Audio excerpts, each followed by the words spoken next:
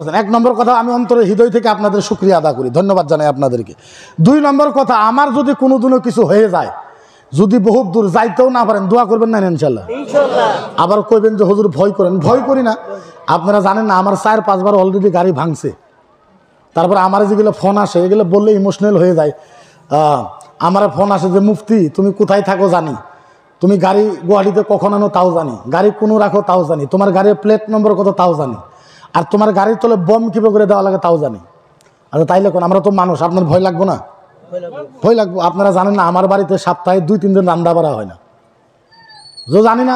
তো আমি একটা কথা আল্লাহর কাছে নিয়ত করেছি, বিছনাতে ঠ্যাং মাইকে মাইকে মরার থেকে বেশি ভালো যদি লিল্লাহিয়াতের জন্য, কোরআন ও হাদিসের জন্য জীবনটা যদি যায়, তাও তো আল্লাহর কাছে কিছু না কিছু হলো বলতে পারবো না? সালাতুল ফজর বাদাহু নাজিফাতুত তারিক ইলার রাজুল, সুবহানাল্লাহ সুবহানাল্লাহ কই আপনারা ঠকছেন। মদিনার নবী কইছে ফজরের পরে পুরুষের হাতে থাকবে ঝাড়া, ঝাড়ু। ফজরের পরে কার হাতে থাকবে? পুরুষের। সালাতুল ফজর বাদাহু নাজিফাতু ইলাত তারিক ইলার রাজুল। আল্লাহর নবী বলেছে ফজরের পরে রাস্তাঘাট ঘর বাড়ি এগুলো সাফা করবে পুরুষ মানে হাতে ঝাড়ু নিয়ে। এটাই সঠিক, এটাই হাদিসের ভিতরে আছে। আপনার বিবি আপনার গোলাম হইতে পারে না, আপনার বিবি আপনার সমান অধিকার। কে কইছে সারা জীবন মহিলাই রান্না বাড়া করবো? আপনি ঘরে মোবাইল দেখবেন, আপনি বাইক দিয়ে বেড়াবেন, এমন হাদিস জগতের ভিতরে বাইর করতে পারবেন না। এইবার আপনার বিবি ফজরের টাইমে ওইটা বাচ্চাকে কুলে নিছে, এক হাত দিয়ে ঝাড়ু দিছে, আরেক হাত দিয়ে আপনার বিবি পাল্লে ঘোরা মানজিছে, থালি বাসন মানজিছে, ফিল্টারে পানি দিছে, লেট্রিন বাথরুমে পানি দিছে।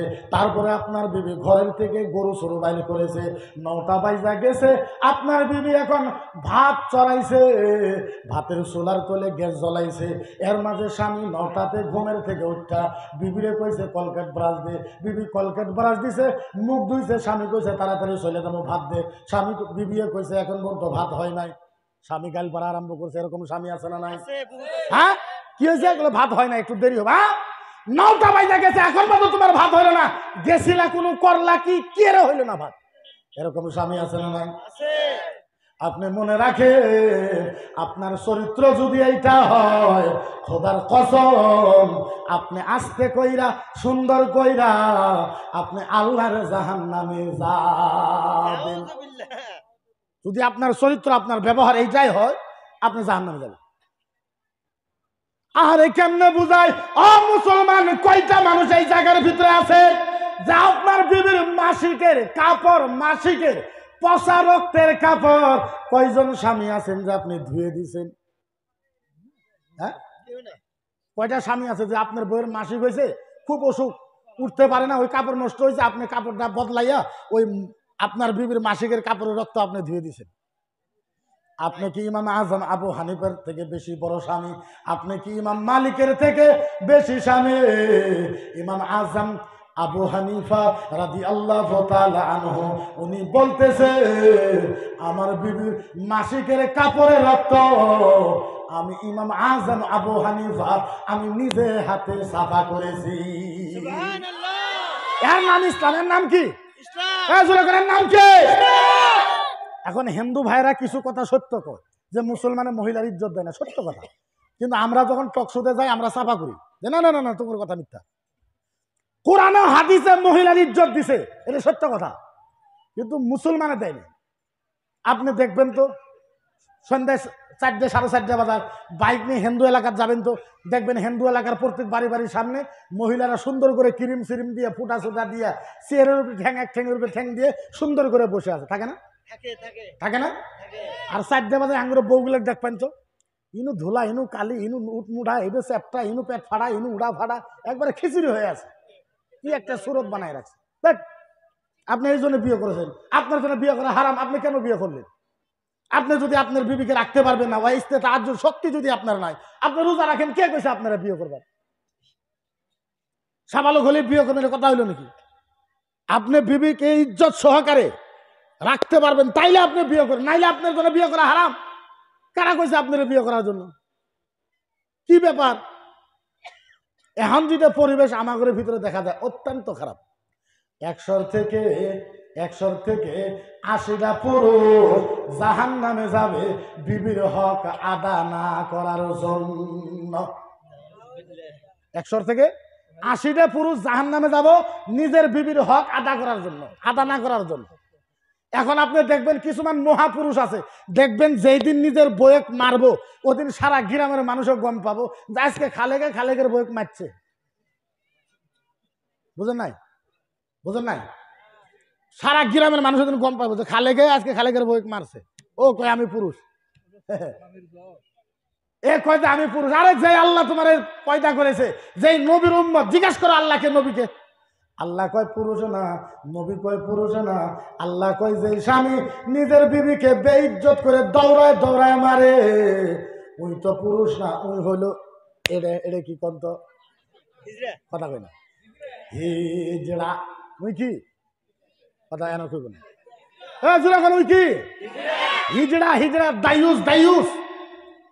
আপনি জানেন না, আপনি যদি মারা যাও, আপনার বিবি যদি ঘরে বসে আল্লাহর কাছে আসল তুইলা কয় আল্লাহ আমার স্বামী ভালো ছিল, আল্লাহ তুমি জান্নাতে দাও, বিবি দোয়া করার আগে স্বামীর কবরের জান্নাত হয়ে যায়।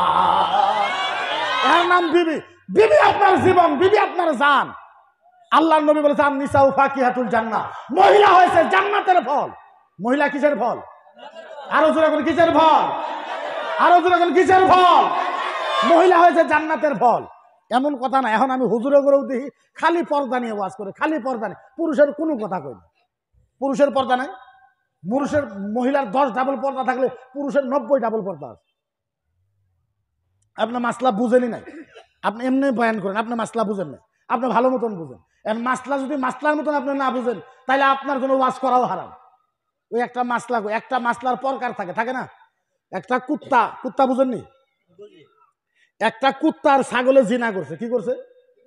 কথাই কই না। জিনা বুঝেননি? আঙ্গুর মেয়ে মানুষ তো বুঝবো, এটা খুব ইম্পর্টেন্ট বস্তু। আমরা যদি না বুঝি জিনা বুঝবো কারা? একটা কুত্তার ছাগলে জিনা করছে। জিনা করার পর ছাগলের পেটে একটা বাচ্চা হয়েছে, মাথাখানি কুত্তার মতন, তলের খানি ছাগলের মতন। আচ্ছা কোন শ্রেণীটা খাওয়া চলবো? হুজুরা খাওয়া চলবো? চলবো হুজুর? হুজুরা কিছু কন্যা দিলে ফাঁস পাই।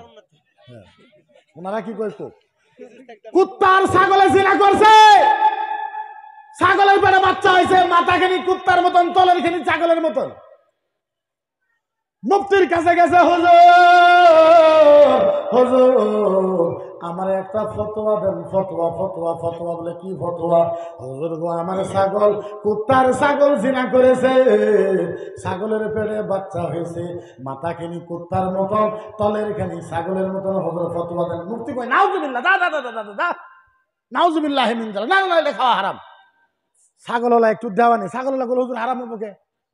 বলে আরে মাথা কুত্তার মতন। ছাগলওয়ালা কয় হুজুর ছাগল আমার, ছাগল আমি হালাল টাকাতে ছাগল কিনছি, অন্যায় করলো কুত্তা, আমার বস্তু হালাল হইব কেমনে, হারাম হইব কেমনে? ও হুজুর আপনার ফতোয়া মানলাম না। মুফতি কইছে যাও তুমি কোন যাবা। মুহাদ্দিসের কাছে গেছে, মুহাদ্দিস হুজুর দয়া করে আমারে একটা ফতোয়া দেন। বাবা কি ফতোয়া? হুজুর ছাগল আর কুত্তা খারাপ কাম করছে, ছাগলের পেটে বাচ্চা হয়েছে, মাথা কিনি কুত্তার মতন, তলের কিনি ছাগলের মতন। মুহাদ্দিস কয় বাবা এইটা খাওয়া হারাম, এটা খাওয়া হারাম। ছাগলওয়ালা কয় হুজুর আপনার দাও মানলাম না, আপনি মুহাদ্দিস হইতে পারেন, আপনার দাও মানলাম না। এইবার গেছে মুফাসসিরের কাছে, হুজুর গো সবাই খেতায় দিছে, বড় আশা নিয়ে আইছে। মুফাসসির সাহেব বলছে কি হয়েছে হুজুর? কুত্তার ছাগল জিনা করেছে, বাচ্চা হয়েছে, মাথাখানি কুত্তার মতন, তলের খানি ছাগলের মতন। ছাগল হুজুর আমার পাথারে বান্ধা দিছিলাম, হুজুর ওই বাচ্চা খাওয়া চলবো কি চলবো না?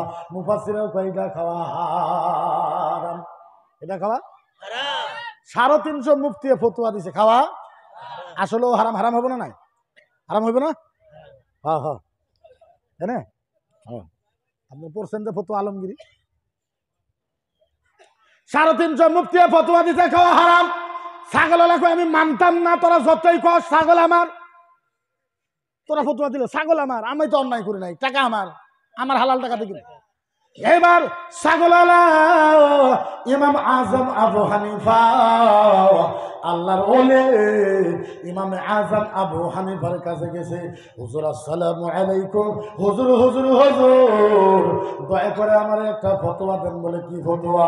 হুজুর ছাগলের কুত্তা জিনা করেছে, ছাগলের পেটে বাচ্চা হয়েছে, মাথা কিনি কুত্তার মতন, তলের কিনি ছাগলের মতন।